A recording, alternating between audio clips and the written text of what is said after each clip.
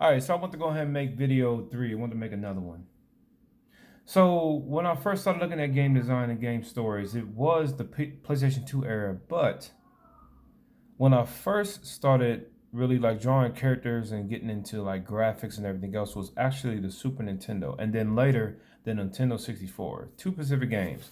One was one of my favorite companies, Rare at the time, with Killer Instinct. I remember going to Sears at the time when they used to have like a little display where you can play like uh, Super Nintendo and Sega. Y'all remember that? And playing Donkey Kong and looking at the graphics in Donkey Kong, and then the atmospheric areas of Metroid at the time. And I remember getting Donkey Kong, and I was looking at the graphics and how it was looking the way it was looking on that console, and I just instinctively, instinct, instinctively, is that a word?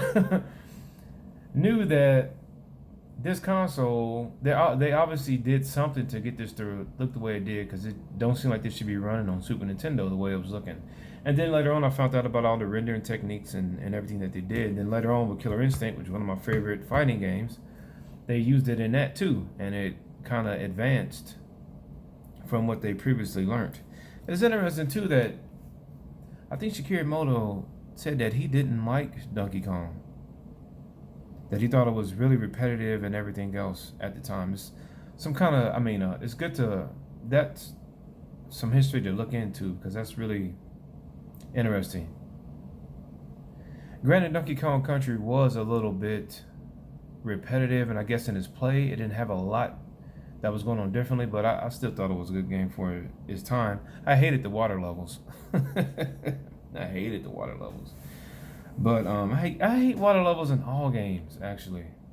There's not one game where I actually enjoy a water level. I had to think about it. But yeah, so that was like when I first started like drawing characters, and I would like play Killer Instinct, and on the Super Nintendo console, you have the cartridges, right? So if you put the cartridge in and you just tap it just right, it would actually freeze the game instead of like messing it up completely. And I would actually like do a kick with Orchid, one of my favorite characters, and do a kick and hit it just right, so that it would freeze the Super Nintendo. Then I would draw the character, because in Killer Instinct, if you paused it, it would delete the characters and all you saw was the background. Which hence some games do that today, where you can take away the background and just see the game without the menu. But anyway, yeah, that I gotta say, just thinking about some history, that for me, I think is when I really started like drawing characters and stuff like that. I had my own ninja, I drew my own fighting game, which is basically KI and MK ripoffs. But I actually drew a comic book and everything too back then. But yeah, and then zooming up to the Nintendo 64 was Turok, specifically Turok 2. The graphics and everything that was going on in that game, because you could shoot you had to shoot the flare, but you didn't really use it as much, I think, as they would have light. But you could shoot the flare to like light up the hallways and stuff like that, and then the way the enemies and stuff came at you and everything, it was really, for its time period, was really it was beautiful for its time period on that console, because there wasn't a lot of games that really like, most of the games looked foggy and stuff, had that Nintendo 64 look. But yeah, then it was Perfect Dark too, which I thought was a work of art at the time. I remember clapping at the end of those credits, man. Some games, just, you can tell that they put passion behind it. Rare back in the day, which their ideas and everything is still good today. They got a game coming out.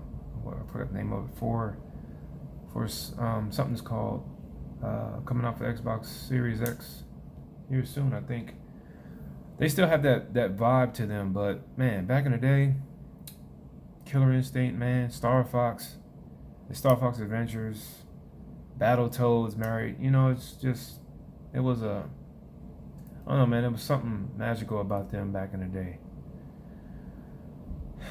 But yeah, So yeah, I just want to kind of go back on that one and just kind of give y'all some more history of some games and everything. I'm gonna do a list of my top tier games. There's one game here recently that has deserved a spot. Actually inspired the game I'm working on. But yeah, there's video 3. Let's get to work.